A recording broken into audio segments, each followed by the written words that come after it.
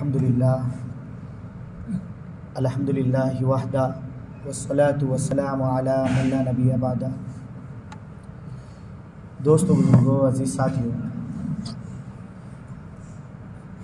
रसूलुल्लाह सल्लल्लाहु अलैहि वसल्लम के विलादत बा सआदत का तज़किरा पीछे आ चुका है। प्यारे आका की विलादत कब हुई, आपका नाम क्या रखा गया, आपकी कुन्नियत क्या थी, आपका अकीका कब हुआ, ये सारे चीज़ों का तज़किरा गुज़िश्ता हफ़्ते अल्हम्दुलिल्लाह हो चुका। आज जो तज़किरा है वो बहुत अहम है, इस एतबार से कि उसके समझने में लोगों को या तो गलतफहमी हुई है या लोगों को मालूमात नहीं है, इसलिए ये आज का दर्स और भी ज़्यादा अहमियत का हामिल है। सबसे पहले अब मसला आता है नाम वगैरह, खतना वगैरह सारी चीज़ों के तज़किरे के बाद रज़ाअत का। रज़ाअत किसे कहते हैं? रज़ाअत कहते हैं दूध पिलाने को। आप सल्लल्लाहु अलैहि वसल्लम के दूध पीने का ज़माना, किसने किसने आपको दूध पिलाया वो चीज़ है। फिर दूध पिलाने वाले पे 2 नंबर पे जो नाम आता तो मशहूर कुछ और है, हकीकत कुछ और है, इसलिए ख़ास तौर पे इसको समझना है।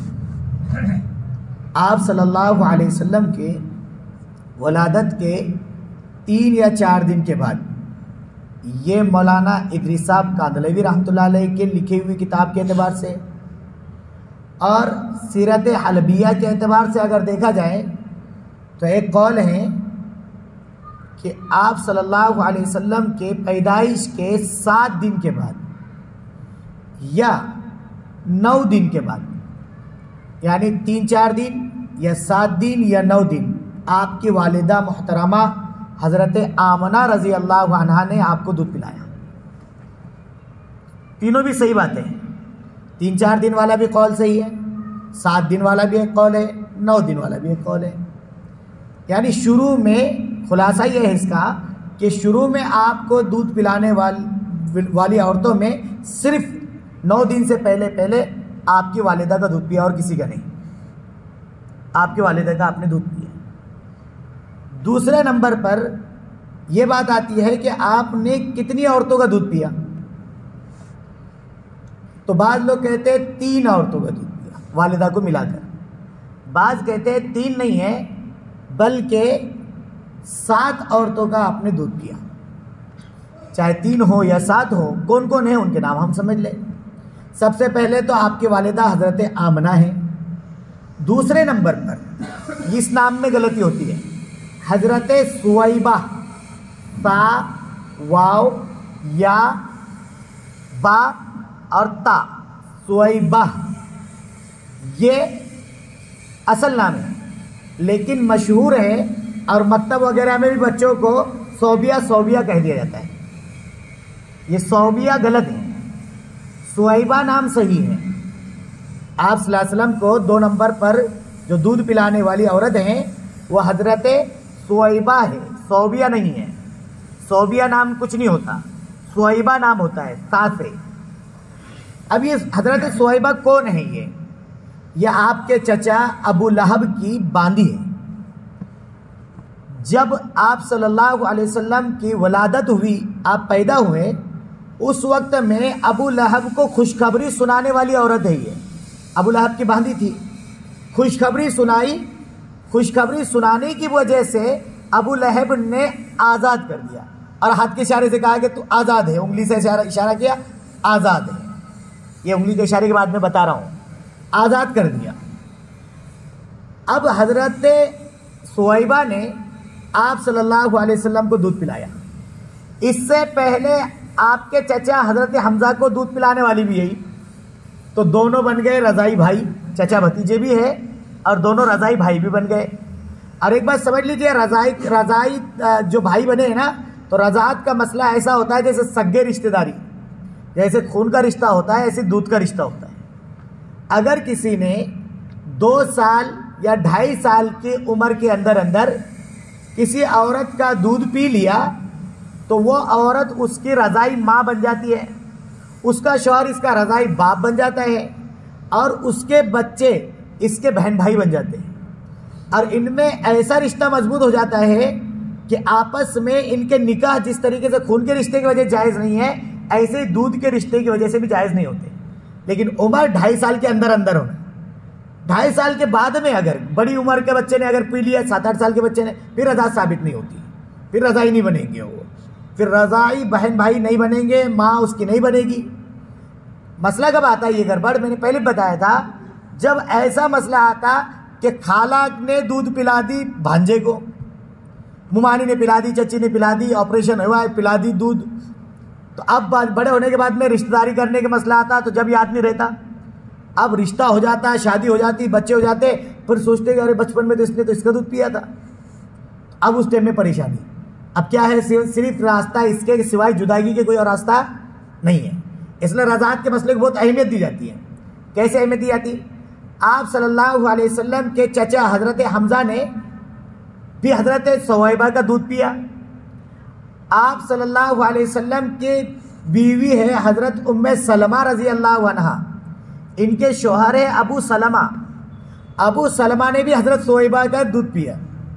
तो तीनों ने हज़रत अबू सलमा के इंतकाल के बाद गोया के उम्मे सलमा अबू सलमा की हयात में रसूलुल्लाह सल्लल्लाहु अलैहि वसल्लम की रज़ाई भाभी बनी थी, भावज, क्योंकि अबू सलमा रज़ाई भाई हैं। उस एतबार से एक मरतबा उम्मे हबीबा रज़ी अल्लाह अन्हा कह रही है, बुखारी शरीफ की रिवायत है, आपके पास आती है और कहती है, ए अल्लाह के नबी, आप लगता है कि आप अबू सलमा की बेटी दुर्रा, अबू सलमा की बेटी दुर्रा से निकाह करने वाले हैं। आपने कहा, उम्मे हबीबा ऐसा कैसे होगा? पहली बात तो ये कि मैं उम्मे सलमा का शौहर हूँ और उम्मे सलमा की वो बेटी है, तो अब अगर माँ से शादी होगी तो बेटी से जायज़ नहीं, उसकी चाहे वो दूसरे शौहर से बेटी है। तो आपने कहा ये कैसा हो सकता है, वो तो मेरी रबीबा है, मेरी परवरिश में है, और अगर परवरिश में ना भी होती तब भी मैं उससे शादी नहीं कर सकता था, इसलिए कि अबू सलमा की बेटी है वो दुर्रा और मेरी भतीजी है, मेरी रज़ाई भतीजी है, इसलिए उससे शादी नहीं हो सकती। एक रिवायत है बुखारी शरीफ ही की है, हज़रत हमज़ा रज़ी अल्लाह अन्हु की बेटी से लोगों ने कहा कि आप एक काम करिए, साहबा ने, कि आप हमज़ा की बेटी से शादी कर लेंगे। कैसे हो सकती? नहीं हो सकती शादी, इसलिए कि हमज़ा की बेटी मेरी भतीजी है, क्योंकि मैंने और हमज़ा ने हज़रत सुवैबा का दूध पिए। ये आप सल्लल्लाहु अलैहि वसल्लम ने बयान किया। अब गौर कीजिए कि इस रज़ाई माँ बनी हज़रत सुवैबा मक्का में ही थी। हज़रत खदीजा से रसूलुल्लाह सल्लल्लाहु अलैहि वसल्लम की जब शादी हुई तब भी आया करती थी। जब फ़तेह मक्का हुआ, आप मदीना से हदिया भेजा करते थे। इस्लाम लाई या न लाई, तो फतहुल बारी में लिखा हुआ है कि मुसलमान हो गई थी।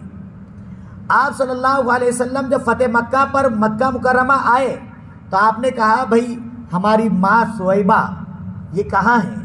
तो किसी ने बताया कि उनका इंतकाल हो चुका है। कहा कि बताओ उनके रिश्तेदारों में कोई करीबी कोई है? बेटे मसरूह, तो कहा वो भी इंतकाल कर चुके। कहा और कोई मिलने जुलने वालों में? कहा कोई भी मौजूद नहीं है। कहा कि अगर मिलने जुलने वाले भी कोई रहते थे तो हम उनके साथ भी भलाई का मामला करते थे, एहसान का मामला करते थे। अब चूँकि हज़रत सुवैबा ने खुशखबरी सुनाई थी किसको? अबू लहब को, तो उसने उंगली से आज़ाद कर दिया था। और अबू लहब के बारे में सबको मालूम है, तब्बत यदा अबी लहब व तब, रसूलुल्लाह का पक्का दुश्मन, इस्लाम का दुश्मन, मुसलमानों का दुश्मन था। आपका चचा था लेकिन दुश्मन था। उसके हलाकत का तज़किरा कुरान करीम में है, तब्बत यदा में। अब एक साहब ने अबू लहब के मरने के बाद ख्वाब में देखा। कहा अबू लहब क्या हुआ? कहा बहुत बुरा हाल है, बचाओगी कोई रास्ता नहीं है। कहा कुछ तो बुखारी शरीफ में है। कहा कि बस एक चीज़ है कि मैंने जिस उंगली से इशारा किया था उस उंगली के मिकदार पानी मुझे दे दिया जाता है दिन में एक मरतबा। सिर्फ उस खुशखबरी की सुनाने की वजह से हज़रत सुवैबा को क्या किया था? आज़ाद किया था। कहा उस उंगली की वजह, उंगली की मिकदार पानी पीने के लिए दे दिया जाता है। हज़रत इब्न अब्बास कहते हैं, अब्दुल्लाह इब्न अब्बास, कि मैंने ख्वाब में देखा तो मैंने पूछा कि क्या हाल गुजरा? कहा बहुत बुरा हाल है। कहा सिर्फ हफ्ते में एक मरतबा उस आज़ाद करने की वजह से थोड़ी देर के लिए मेरे को छोड़ दिया जाता, वरना सजाएं देती जाती है। दो रिवायतें अलग अलग हैं। एक रिवायत में है कि पानी इतना पिला दिया जाता, और एक रिवायत में यह है कि हफ्ते में एक मरतबा थोड़ा टाइम मौका दे दिया जाता सांस लेने के लिए, सिर्फ उसकी बरकत से। किसकी वजह से? रसूलुल्लाह सल्लल्लाहु अलैहि वसल्लम की बरकतों की वजह से, क्योंकि आपकी रज़ाई माँ बनने वाली थी। समझ रहे हैं? अब इसके बाद मसला आता है तीसरी औरत कौन सी है। तो तीसरी औरत है हजरत दाई हलीमा, जिसको बोलते हैं हलीमा सादिया रजी अल्लाह अन्हा। हलीमा तो इनका नाम है, सादिया इनको इसलिए कहते हैं, इनके कबीले बनु साद की रहने वाली है, कबीले बनु साद की है, और हलीमा असल नाम है। अब क्या हुआ, पहले आप एक काम कर लीजिए, इजमाली तौर पे सब औरतों के नाम याद रख लीजिए, क्योंकि अब हलीमा सादिया का वाक़या बड़ा है और कहीं उस पर बात खत्म ना हो जाए, इसलिए पहले वो औरतें 7 कौन सी है उनको समझ लीजिए। नंबर 1 पर है हजरत आमना, नंबर 2 पर है हजरत सोइबा, नंबर 3 पर है हजरत हलीमा सादिया, नंबर 4 पर है उम्मे फरवा। लेकिन ये उम्मे फरवा कौन है, इनका सीरत में कोई तस्करा नहीं मिलता, इसलिए इनकी मालूमात नहीं है, लेकिन नाम है, ये सीरत हलबिया में लिखा हुआ है उम्मे फरवा। और नंबर 4, 5, 6 औरतें हैं, 4, 5, 6, ये जो 6 औरतें कितनी हुई, 5 नंबर है ना, 4 हो गई। 5 नंबर पर जो 5वीं, 6ठी और 7वीं जो औरतें हैं वो एक ही नाम की है, और वो कबीले बनु सुलैम की है। नाम तीनों का भी आतका है, और इत्तेफाक ऐसा है कि तीनों की तीनों कुंवारी थी, तीनों की तीनों कुंवारी हैं। इन्होंने रसूलुल्लाह सल्लल्लाहु अलैहि वसल्लम को गोद में लिया और सीने से लगाया, तो रसूलुल्लाह की बरकत से अल्लाह रब्बुल इज़्ज़त ने दूध जारी कर दिया, जिसकी वजह से इन्होंने, आप सल्लल्लाहु अलैहि वसल्लम ने उनका भी दूध पिया। और तीनों का नाम था आतिका, आइन, अलीफ, ता, छोटी काफ और हा, जिसको ता लिखा जाता है अरबी में, बड़े टाइम पे वो हा हो जाती है, आतिका। तो ये 3 थी कबीला बनु सुलैम की, लेकिन इनका भी कोई तस्करा मिलता नहीं, इसलिए इन चारों के आखिर के तस्करे को बाद लोगों ने हज़फ कर दिया और 3 ही शुमार कराए, और ये उम्मे फरवा और आतिका नाम की तीनों ये कबीला बनु सुलैम की थी। ये भी आपकी रज़ाई माँ। अगर सवाल पूछा जाता है, इस्लामी क्विज़ होते सवाल पूछा जाता है, आप सल्लल्लाहु अलैहि वसल्लम को दूध पिलाने वाली औरतें कितनी थी, अब उसके अंदर सवाल में आता है ऑप्शन जो दिए जाते हैं, का 5 थी, 6 थी या 7 थी। अब आपने जहन में रखे कि 3 ही थी असल, तो आप क्या लिखेंगे? अब आप लिखेंगे 3 तो है ही नहीं इसमें, तो आप कहेंगे तीनों में से कोई भी नहीं है, तो गलत हो जाएगा। वो उनकी निगाह में जहन में क्या है कि 7 वाला कौल सही है, इसलिए 7 का अदद जहन में रखिएगा। हजरत आमना, हजरत सुवैबा, हजरत दाई हलीमा और हजरत उम्मे फरवा, और कबीले बनु सुलैम की 3, जिनका तीनों का नाम इत्तेफाक से क्या है, आतिका, ये औरतें हैं। अब ये हजरत हलीमा सादिया रजी अल्लाह अन्हा कबीले बनु साद की है। अरबों का मामूल था कि अपने बच्चों को, बहुत ध्यान से सुनिएगा वाकया, अपने बच्चों को परवरिश के लिए और आबो हवा के बदलाव के लिए, ताकि नशोनुमा अच्छी तरीके से हो, और ज़ुबान की हिफाजत के लिए ख़ास तौर पर, क्योंकि मक्का मुकर्रमा काबतुल्लाह था, वहाँ से हर जगह के हर कबीले के लोग आते थे। अब हर जगह का आदमी आकर वहाँ बस रहा है, तो ज़ुबान में फ़र्क पड़ेगा, लैंग्वेज ख़राब हो जाएगी। अब एक महल्ला है, इस महल्ले के अंदर पूरे हिंदुस्तान से अगर अलग अलग जगह के लोग आकर रहने लगे तो खिचड़ी पक जाएगी, अलग अलग ज़ुबान, कोई मिक्स, कोई किस अंदाज में बोलता, कोई किस अंदाज में बोलता, तो इसमें बच्चों के ऊपर असर पड़ता। बच्चा कभी रट ज़ुबान सीख लेता, कभी नरम ज़ुबान सीखता। तो इस बुनियाद पर मक्का मुकर्रमा वाले शहर के बजाय देहात में बच्चों को भेजा करते थे, ताकि वहाँ परवरिश भी अच्छी हो, आबो हवा भी रास आ सके और बच्चे ज़ुबान भी महफूज रह सके। कबीला बनु साद की औरतें मक्का मुकर्रमा आ रही है, और क्यों आ रही है? ताकि अरबों के बच्चों को ले जाकर परवरिश करे, दूध पिलाए, और जब परवरिश हो जाए, 2 साल का अरसा गुजर जाए, तो 2 साल के बाद में लाकर उनके माँ बाप के हवाले कर दे, और हक़्क़ुल खिदमत, यानी खिदमत का बदला कुछ उनसे जो मिलेगा नजराना वो ले और अपने गाँव जाए। इस इरादे से कबीले बनु साद की औरतें आ रही हैं।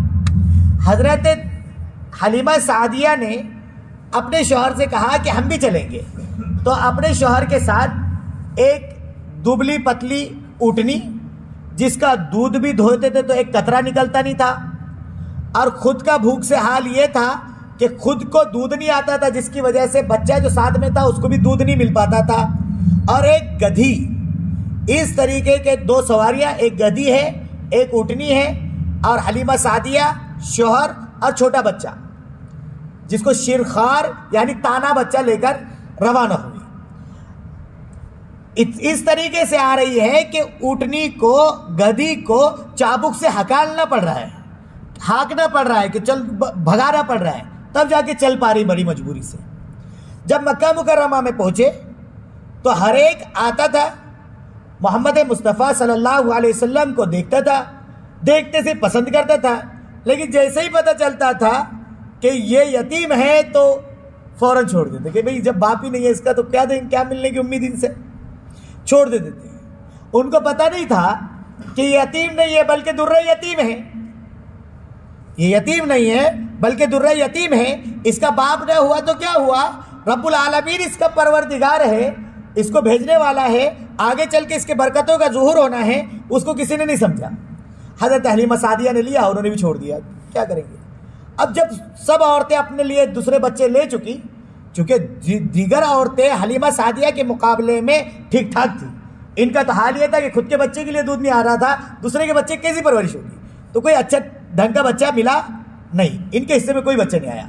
शाम के टाइम पे सुबह निकलना है, इसलिए शाम के वक्त में अचानक हजरत हलीमा सादिया को मिन जानिबिल्लाह, अल्लाह की तरफ से दिल में ये बात डाली गई कि भाई मैं खाली हाथ कैसे जाऊं।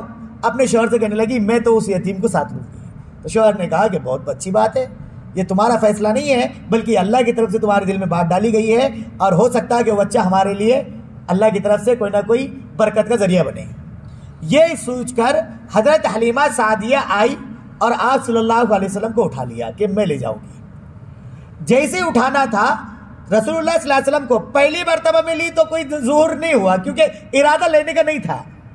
अब पक्का इरादा था काय का कि अब तो ले जाना ही है। हज़रत आमना से कहा मैं इस बच्चे को ले जाऊंगी। ये इरादा जैसे पक्का हुआ, हाथ में उठाया तो कहती है कि खुद दूध उतर आया। सबसे पहली बरकत, खुद को दूध उतर आया, आप सल्लल्लाहु अलैहि वसल्लम को पिलाया, अपने बच्चे को पिलाया। फिर रात बहुत खुशी से गुजरी। सुबह में निकलने का टाइम आया तो ऊँटनी पर सवार होने का टाइम जब आया तो देखा कि ऊँटनी का दूध इतना का, मैंने मेरे शौहर ने भी लबालब और शिकम शेर हो तक, पेट भरे तक के दूध पिए। अब जब रवानगी का टाइम आया तो जिस ऊँटनी को हाँकना पड़ रहा था, चलाना पड़ रहा था, अब वो बगैर चलाए तेज रफ्तार हो गई थी, क्योंकि रसूलुल्लाह उसमें सवार थे। वो सवारी अब किसकी बन चुकी थी, नबी की सवारी थी ना वो। अब हजरत हलीमा सादिया कहती है सबसे आगे आगे ऊँटनी चल रही है, तो औरतें कह रही हलीमा वही ऊँटनी है ना कोई और है। कह लगी कि वही है।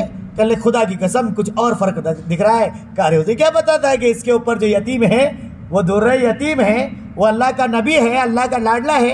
ये कहकर वो बातें करते हुए रवाना। जब कबीले बनु साद में पहुंची है और बकरियां चरने के लिए गई हुई थी, अब बकरियां जब आ रही हैं तो देखा कि बकरियों को दूध थन भरे हुए बकरियों की। लोग कह रहे हैं कि ये हलीमा की यहाँ ऐसा क्या हो रहा।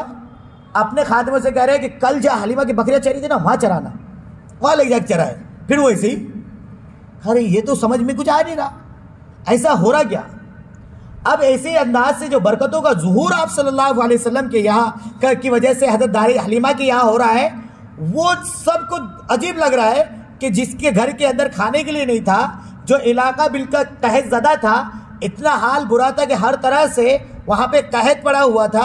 आज ये है कि रसूलुल्लाह की बरकत से दूसरों की बकरियां भी वहीं चल रही है, ये भी वहीं चल रही है, लेकिन फ़र्क नुमाया नज़र आ रहा है। ऐसे करते करते 2 साल का अरसा गुजर गया। 2 साल के बाद ले जाकर छोड़ा है, लेकर आई मक्का मुकर्रमा, लेकिन दिल कहाँ मानता। कहने लगी हज़रत आमना से अगर तुम्हें बुरा ना लगे तो कुछ दिन के लिए मैं और ले जाऊँ इनको। कहा ले जाओ, आपके वालिदा ने दे दिए। अब कुछ दिन का मतलब पता है, कुछ दिन का मतलब 2 साल। और अब हुआ ये कि आप सल्लल्लाहु अलैहि वसल्लम की उम्र फिर वही परवरिश पाने लगे और वहीं पर आप बड़े हुए।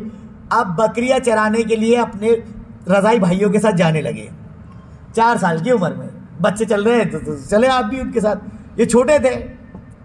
अब हुआ क्या, एक दिन दाई हलीमा का हकीकी बेटा दौड़ता हुआ घर आया और कहा अपने कुरैशी भाई को, दो सफ़ेद लिबास पहने हुए आदमी आए और उन्होंने लिटाया, सीना चाक किया है, बिल्कुल सीने को चाक करके कुछ तो भी निकाल रहे हैं। तो दाई हलीमा हक्की बक्की दोनों मियाँ बीवी दौड़ते हुए गए, जब तक तो फरिश्ते सिल चुके थे और रवाना हो गए। आप सल्लल्लाहु अलैहि वसल्लम खड़े हुए, कहा बेटा क्या हुआ? हज़रत हलीमा सादिया ने बिल्कुल गले लगा लिया। आपने वाक़या पूरा बयान किया। वो दो कौन थे? वो 2 फरिश्ते थे, जिब्राइल और मीकाईल। ये एक सोने का तश लेकर आए थे, उसके अंदर बर्फ़ रखी हुई थी और बर्फ़ लेकर पहली मर्तबा आए 4 साल की उम्र में। हज़रत हलीमा सादिया ने ये देखा कि भाई कुछ तो भी मसला ये ना हो जाए, नुकसान ना पहुँच जाए। ये कहकर आप सल्लल्लाहु अलैहि वसल्लम के वालिदा मोहतरमा के पास आई और वाक़या सुनाया। तो होना तो क्या चाहिए था, अपने जैसी माँ एक आदि की माँ रहती तो क्या बोलती, भाई अब क्या होगा मेरे बच्चे को। नहीं, दाई हलीमा ने जब ये पूरा वाक़या सुनाया तो हज़रत आमना ने ज़र्रा बराबर तगय्युर नहीं आया, क्योंकि वो बरकतें देख चुकी थी, वो कैसर और किसरा का महलात के नूर को देख चुकी थी। तो उन्होंने तो पता था, उन्होंने कहा कि इसकी एक बड़ी शान होगी, घबराने की ज़रूरत नहीं है, घबराने की ज़रूरत नहीं है, मेरा बेटे की एक बड़ी शान होगी। ये कहकर दाई हलीमा चले गई। अब ये जो सीना चाक किया गया, इसको कहते हैं शक्के सद्र। सद्र अरबी लफ्ज़ है, इसके माना आते सीने के, और शक्कुन के माना आते काटने के, चीरने के। तो सीने को चीरना, रसूलुल्लाह सल्लल्लाहु अलैहि वसल्लम के सीने मुबारक को चाक किया गया, चीरा गया। कितनी मरतबा ऐसा हुआ? तो ऐसे तो लोग बोलते 5 मरतबा 7 मरतबा, लेकिन सही बात है 4 मरतबा हुआ। कितनी मरतबा? 4 मरतबा हुआ। 4 मरतबा कब कब हुआ? एक हुआ 4 साल की उम्र में, एक हुआ 10 साल की उम्र में, एक हुआ नबूवत के मिलने के वक्त में, एक हुआ मेराज के वक्त में। चारों मरतबा क्यों हुआ? इतनी बात पर अपनी बात खत्म होगी इंशाल्लाह। 4 साल की उम्र में जब आए तो मैंने कहा कि तश लेकर आए, उसमें बर्फ थी। असल में सीने को चीरा, दिल को निकाला, साफ किया, फिर दिल को चीरा, उसके अंदर से काला लोथड़ा निकाल कर फेंका। उलमा कहते हैं वो काला लोथड़ा मासियत का मादा था, गुनाहों का मादा, उसको भी निकाल दिया। और फिर बर्फ क्यों? असल में बर्फ है रहती है ठंडी, और गुनाहों की होती है गर्मी। उस गर्मी को ख़त्म करने के लिए कि वो निशानात भी बाकी ना रहे, इसलिए बर्फ़ से धुला गया। क्योंकि कुरान करीम में है, जो लोग यतीमों का माल खाते वो अपने पेट में आग भर रहे हैं। क्या भर रहे हैं? आग भर रहे हैं, क्योंकि आग भी होती है गर्म। तो गुनाह का माल खा रहे हैं तो क्या हो रहा है? गर्मी। तो गुनाहों की गर्मी होती है, इसलिए उसको आप सल्लल्लाहु अलैहि वसल्लम के सीने मुबारक को पहली मर्तबा कैसे साफ किया गया? बर्फ से। ये पहली मर्तबा हो गया। दूसरी मर्तबा 10 साल की उम्र में जब आप खेल रहे थे बच्चों के साथ, उस वक्त में भी ऐसे हुआ। क्यों हुआ? का उस वक्त में खेल कूद का मादा जो है वो निकालना है। दूसरी मर्तबा हिकमत अलग है। फिर तीसरी मर्तबा नबूवत दी जानी है, और नबूवत में वही नाजिल होनी है, तो वही का तहम्मुल कर सके वो दिल, बर्दाश्त कर सके, उसको ले सके, इसलिए तीसरी मर्तबा भी शक्के सद्र हुआ। चौथी मर्तबा मेराज पे जाना है, वहाँ आलम मलकूत को देखना है, अल्लाह रब्बुल इज़्ज़त का दीदार होना है, उसको बर्दाश्त कर सके, इसलिए वो मादा रखा गया चौथी मर्तबा। इस तरीके से 4 मर्तबा रसूलुल्लाह सल्लल्लाहु अलैहि वसल्लम का शक्के सद्र हुआ, सीने मुबारक को चाक किया गया, चीरा गया और बाद में सिला गया। फिर अब जब 4 मर्तबा हो गया तो हुआ क्या मालूम? ये दोनों मोंडों के बीच में पीछे के हिस्से में उल्टी तरफ, क्योंकि दिल किधर है? उल्टी तरफ, उसके बिल्कुल मुकाबले में यहाँ मोहरे नबूवत लगा दी गई। अब सवाल पैदा होगा, आपके जहन में आएगा, पहले भी तो बोले थे मोहरे नबूवत, वो यहूदी का वाक़या बयान किया था। वो यहूदी ने कहा था कि वो बच्चा पैदा हुआ और उसके देखो पीठ पे कोई निशानी है क्या? तो फिर यहाँ पर तो निशानी अब लगाई जा रही, कोई फ़र्क नहीं है भाई। मोहर जो लगाई जाती ना वो बाद में लगाई जाती, आप सल्लल्लाहु अलैहि वसल्लम मोहर के साथ पैदा हुए थे या मोहर बाद में लगाई गई, दोनों रिवायतें मिलती है। ज़्यादा सही है कि पैदा मोहर के साथ ही हुए थे, मोहर के साथ ही मोहर नबूवत थी, उसके साथ आप पैदा हुए थे। दोबारा लगा दी गई तो कोई हरज नहीं है, दोबारा वही मोहर लगा दी गई। क्यों लगाई गई?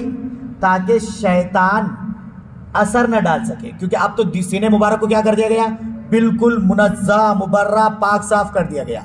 और मोहर भी क्या लगाई गई, पीछे यहाँ उल्टी तरफ से, दिल इधर ही है। असल में आपने अगर फ़ज़ाइल आमाल को ध्यान से पढ़ा होगा और वाक़या सुना होगा तो उसमें यह है कि एक अल्लाह वालों ने अल्लाह से कहा, ए अल्लाह मुझे बता दे शैतान दिल पे कैसे असर करता। तो उसमें है क्या, वो कहते हैं कि मुझे बताया गया कि शैतान आदमी के दिल के पास में बैठा हुआ है पीछे से और मच्छर की शक्ल में है। जिक्र से गाफिल देखता है तो डंक मारता है, और जिक्र करते हुए देखता है तो पीछे हट जाता है। तो शैतान घुसने का रास्ता, दरवाजा कहाँ है, ये पीछे का मोंडे के बाजू का हिस्सा, ये हड्डी के पास का। तो वहीं पर सील लगा दी गई, मोहर लगा दी गई, ताकि अब वो अंदर दाखिल न हो पाए। ये उलमा ने लिखा है। इस तरीके के रसूलुल्लाह सल्लल्लाहु अलैहि वसल्लम के दूध पीने के ज़माने के बारे में बताया गया, आपके सीने मुबारक को जाग किया गया उसके बारे में, दाई हलीमा का वाक़या आपके सामने तफसील से आ गया, और आखिर में मोहर नबूवत बचपन से भी थी, बाद में भी लगाई दी गई, उसको भी कोई हरज नहीं है। इन तमाम चीज़ों को जहन में रखें, और इसलिए रखें कि रसूलुल्लाह की ज़िंदगी हमारे सामने होगी तो अमल करना हमारे लिए आसान होगा। एक एक चीज़ हमारे लिए, अभी तो बचपना है ना, इसलिए हमको समझ में नहीं आ रहा है, लेकिन आगे जो ज़िंदगी पूरी आपकी आएगी तो उसमें एक एक चीज़ हमारे लिए हर चीज़ मिलेगी। रसूलुल्लाह की ज़िंदगी में कोई आदमी अगर कुछ भी सवाल सोचे, मसलन कोई ये सोचे कि भाई प्लेन का तस्करा तो रसूलुल्लाह के ज़माने में है ही नहीं, अब कैसा होगा? कुरान किस पे उतरा? रसूलुल्लाह पर, रसूलुल्लाह से ही ताल्लुक़ है ना कुरान का। कुरान करीम में प्लेन का तस्करा है। अब आप बोलेंगे कि एकदम हवाई जहाज का तस्करा है क्या उसमें, उस ज़माने में थे क्या? तो अपनी अकल काम नहीं करती, वो कुरान करीम में है। वो जब किसी टाइम पे वहाँ पे तफसीर में पहुँचेंगे ना इंशाल्लाह, उस टाइम में बताएंगे। तो हर चीज़ का सवाल हमारी शरीयत में है, इसलिए हमको जानना ज़रूरी है रसूलुल्लाह की सीरत को, कुरान को, हदीस को, ताकि हम अपनी ज़िंदगी को सही गुजार सकें।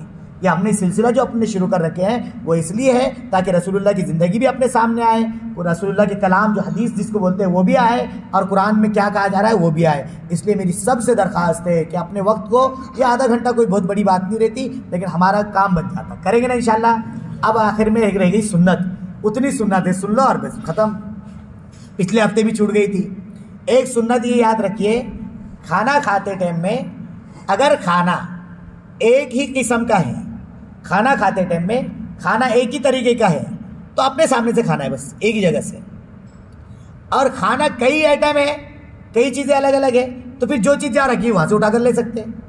हज़रत इकराश रज़ी अल्लाह अन्हु कहते हैं, एक मरतबा रसूलुल्लाह सल्लल्लाहु अलैहि वसल्लम के साथ हम खाना खा रहे थे, मैं रसूलुल्लाह के बराबर में बैठा हुआ था।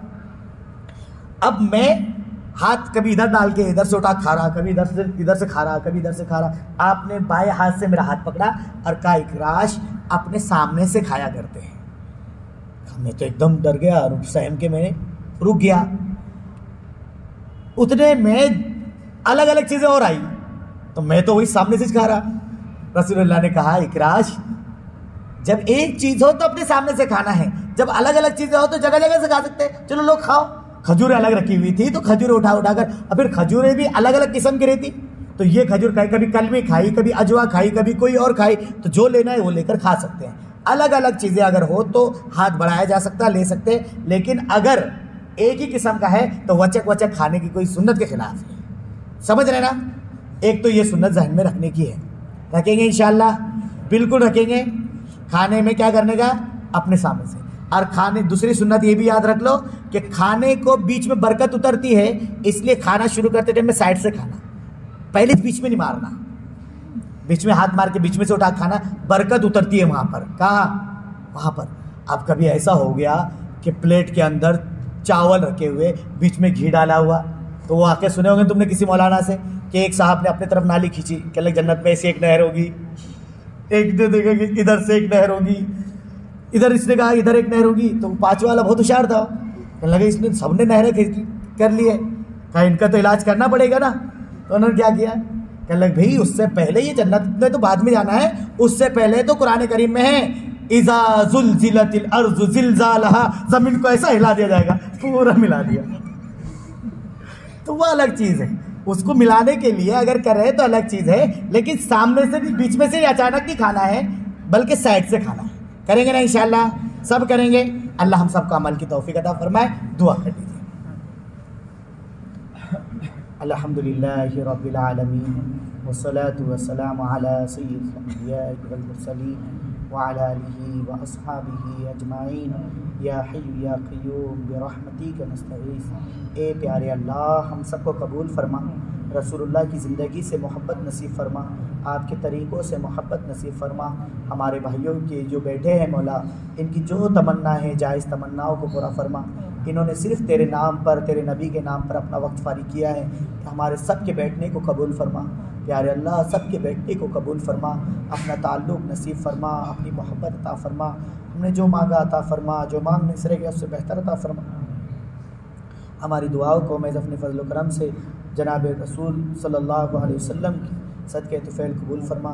जज़ल्लाहु अन्ना मुहम्मद अम्मा हुआ अहलुहु सल्लल्लाहु अलैहि वसल्लम। सुब्हान रब्बिका रब्बिल इज़्ज़ति अम्मा यसिफ़ून, सलामुन अलल मुरसलीन वल्हम्दुलिल्लाहि।